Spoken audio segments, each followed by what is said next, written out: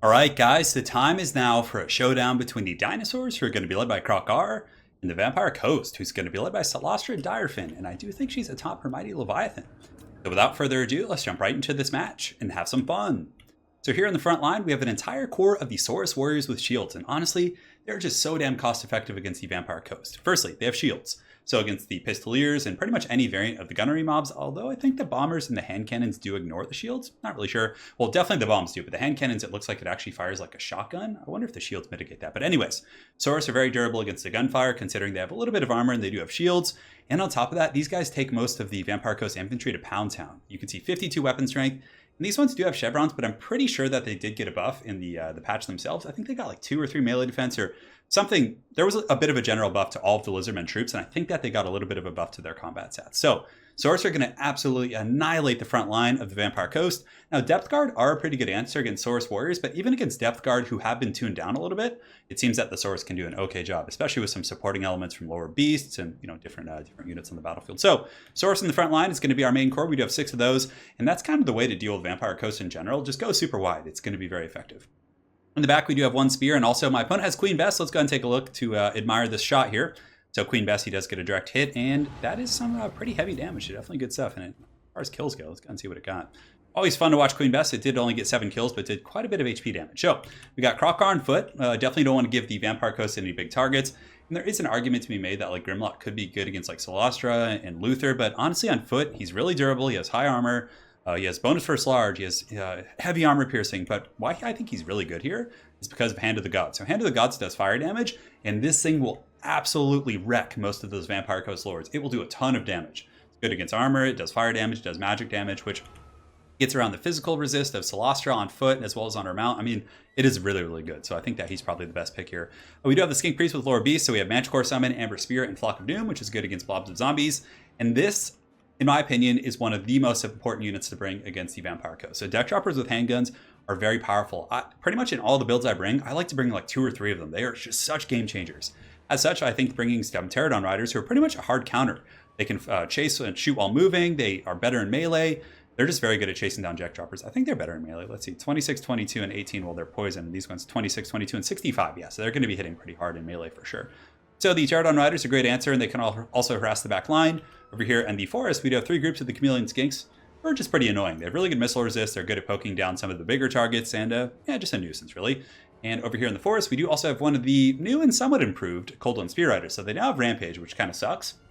But on top of that, they did get a buff to their combat stats, so they're a little bit more well-rounded overall, and we can get rid of Rampage with the Cold Blood if we want to, but yeah, it's definitely a different playstyle, but today I actually jumped on and played like 2 or 3 games with the dinos, and they actually felt pretty good. I was very, very happy with them. So, for my opponent's army, front line here, he's got Zombie Pirate Deckhand mobs, which are pretty good chaff, 2 groups of handguns, so probably expecting some big dinosaurs, but that's why you don't give them such targets. He does have the deck gunners with the handguns, or just the deck gunners, which are pretty good against like shielded infantry, as they do have shield breaker and armor piercing. So they're definitely going to put some hurt on me. He's got 2 groups of Depth Guard with halberds, which will actually be really tough for my Saurus to get through. I mean, they have heavy armor, they heal, they have good combat stats. These guys are pretty expensive as well. They cost like 1,400, so they're going to be pretty spooky to deal with. And on the back, he does have old Queen Bessie, which is fun. Been seeing quite a bit of Queen Bess today. Going to be shooting here at my Saurus. And I mean, Temple Guard on paper might seem like a decent pick here because they're shielded. You know, they're pretty good against like the Depth Guard and also large targets, but the Queen Bess would have wrecked those guys pretty bad. He's got Salastra, so he's got Von Geist, and then he has the Crab Summon, which is going to be pretty powerful. And, I don't have any big dinosaurs to really drag her down, so it's going to be scary for sure. He's got Deckhand mobs in the back with polearms, and that is it. So without further ado, guys, let's get this show on the road. So right now, the Pterodon Riders, as expected, hard countering the handgunners. Thankfully for my opponent, though, he didn't go like too heavy in these guys. He just got like the 1 group, so I'm going to be chasing them down. I don't know if I needed to be using all 3, but I just wanted to make sure I could kill them really quickly. Queen Bess, in the meantime, is taking pot shots at the Saurus warriors and just getting some good damage in for sure. And you can see it actually staggers the whole formation. I'm pretty sure Queen Bess has a slow built in. Does it? Yeah, the speed is actually down to 8, which Queen Bess hits you. So that's definitely very, very powerful. So in the back, we do catch the deck droppers with bats, and my opponent sends out the Bretonnian Knight. So he can summon the Ghosts of the Past, but he didn't see that I had these Spear Riders hiding here. But oh, that is why I was looking at this and I was like, why are my Spear Riders not charging anymore? But he hit me with Queen Bess, which slowed me down. Granted, I'm still pretty sure I get my charge bonus, but yeah, the Ghosts of the Past, I intercepted them. I had them hiding in the trees here, so the Spear Riders should be able to kill them pretty easily. Aside from that, you can see volley fire coming in from the handgunners and some of these deck gunners, and they're definitely doing good work against my Saurus. But the shields really paying off here, quite happy about that. And we did kill the bats in the back, so the deck gunners pretty much offline. And from here, I'm going to come in and start harassing. But Queen Bess is really actually wrecking my Chameleon Skinks, doing a lot of work, so pretty good targeting for my opponent. He could be targeting like the infantry and stuff, but these guys obviously, are very annoying, and it gets a little bit tough to target infantry once they get really close to you. So, in the meantime, though, I'm trying to harass with my Pterodon Riders, and he is shooting me with the deck gunners and the handgunners, keeping me at bay. So just using the terrain to my advantage, just hiding in the trees there. And I also did summon a Feral Manticore, so the Manticore is going to be. I was looking for targets, but he had halberds everywhere. Celestra is back here. There wasn't too many good targets, and KROQY is going to be going in with the Hand of the Gods, and he's got his Pimp Claw ready. He's good to go. So he's going to be helping against the deckhand mobs who are getting eviscerated pretty quickly by the Saurus Warriors, so quite happy about that situation. In the meantime, my opponent did summon the Rotting Prometheans here, so they're going to be spanking the Saurus. And Saurus really going to struggle against that 48 melee defense and 120 armor on these bad boys on the Rotting Promethean. So good stuff using Solastra's magic there. In the back, I do dive my Pterodon Riders into the guns temporarily just to shut them down, trying to cause some strife in the back line. And my Manticore does go back there as well, and we did get some okay damage. I mean, if anything, it shut them down.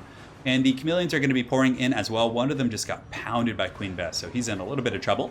But the other group of Cold One Spear Riders does have 30 models, and they're going to be kind of scooping around the back looking for opportunities to cause problems. So I do shoot an Amber Spear. Did not do much against Celestra. Was a little bit disappointed. Obviously, she's pretty damn tanky.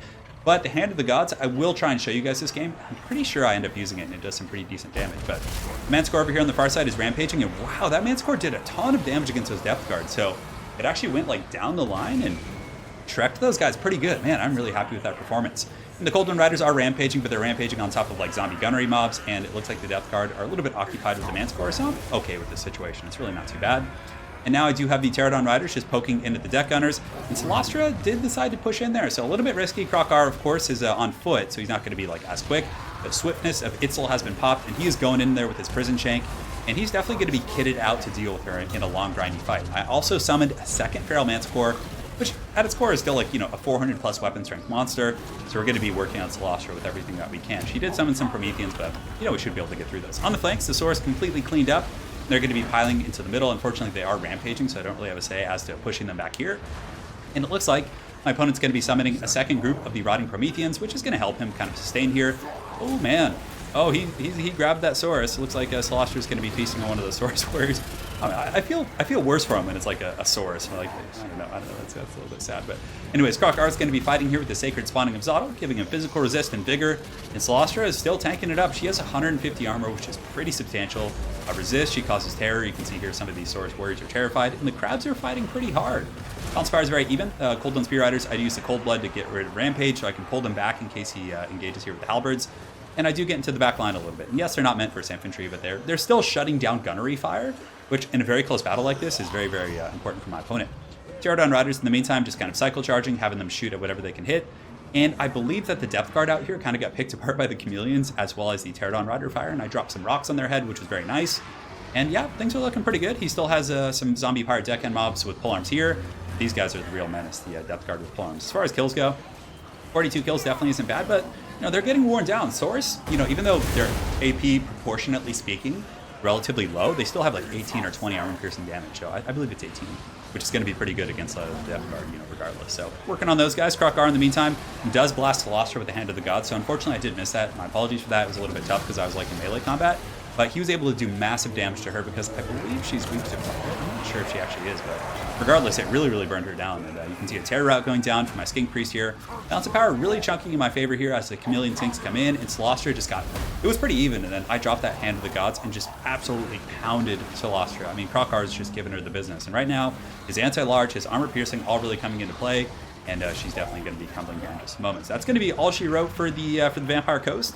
I definitely think the Dinos, as far as my anecdotal experience, and again, this is just after playing 3 or 4 games in a row with them, I feel like they're actually a little bit better than they were before. The minor stat buffs across the board, the cost reductions on some of the dinosaurs and different units, I definitely felt good about that. And yeah, ultimately I was pretty happy. I think the build worked out well. Because a lot of times, for example, if you're playing Vampire Coast, in my mind, I would be like, okay, I don't know if I want to get too many gunners on the ground because of the swarming skinks and pressure that they could have in mass Saurus. So I might even go to like a lot of deck droppers with handguns, right? So then you really need to respect that, because if you don't, these bad boys can just sit on top of you. They can snipe KROQY, they can snipe your Skink Priest. You really need to respect the deck droppers with handguns. Those guys are just absolute terrors, and they're going to kill your Cav. They're just so annoying. Having Pterodon Riders is pretty good. Plus, Pterodon Riders not only counter the deck droppers, but they can also counter artillery pieces. They can go after Carronades, they can go after mortars, they can go after Queen Bess. They just provide a lot of utility in this matchup. And honestly, you could probably get away with 2. I think that would probably be fine. Yeah, like 2 is probably a decent number. The Chameleon Skinks did okay. They just poked the flanks, gave me some decent pressure on some of the bigger targets, applied that poison. Arguably, you could cut 2 of the Skinks, or maybe 1 of the Skinks, and just get a couple Skink cohorts just to get even wider and swarm their formation. I think that would have been better. Cutting 1 Chameleon Skink, getting 2 cohorts, because then I could have got around the flanks. You guys saw I just barely couldn't wrap around. And if I had the Skinks swarming on the gunnery mobs and the deck gunners and just getting in there and mucking things up, like they can actually trade with the zombie pirate deckhand mobs pretty well, even the polearm variant. So I think that would have been good. But for the most part, I think this general playstyle of not giving the Vampire Coast good targets is a very good direction to go. And yeah, just kind of go wide. KROQY did he did his job. We had the Skink Priest summoning Manticores who were causing problems and just pressuring across the battlefield. And yeah, I thought the build was pretty good. Now, as far as Vampire Coast goes, I don't think Celestra is a bad pick here. I think the Knights of the Past are pretty good at chasing down Skinks. I did get a very lucky ambush on those guys. I mean, had I been a little bit out of position, they could have cleaned up my Skinks, and that could have been a very different game, right? So I like that. I think the Promethean summon is very good against Saurus Warriors. It really allowed my opponent's front line, which was relatively weak, to hold for quite some time. So I think that, she's not a bad choice. I still don't think she's going to be as competitive as like Noctilus or as Luther Harkin in this matchup. Luther is probably the best choice. He has heavy armor piercing. He can snipe the lords. He's just very, very powerful. Granted, Celestra does cause terror and things like that, but so does Luther on his Terrorgeist. But I still think Luther is probably number 1 in this matchup. And number 2, you probably want to go with Noctilus. And so Celestra is definitely number 3. Aranessa just kind of is one of the weaker options, in my opinion. But, I mean, granted, she does have anti-large and armor piercing, but KROQY would have just given her the business, like, hands down. So yeah, it's pretty cool seeing old Queen Bessie. A lot of fun. It got quite a few kills. Definitely paid some dues, so that was fun to see. So very well played to your brother. Look forward to running into you again on ladder, and hopefully you guys enjoyed this dinosaur game. Have an excellent night, guys, and take care.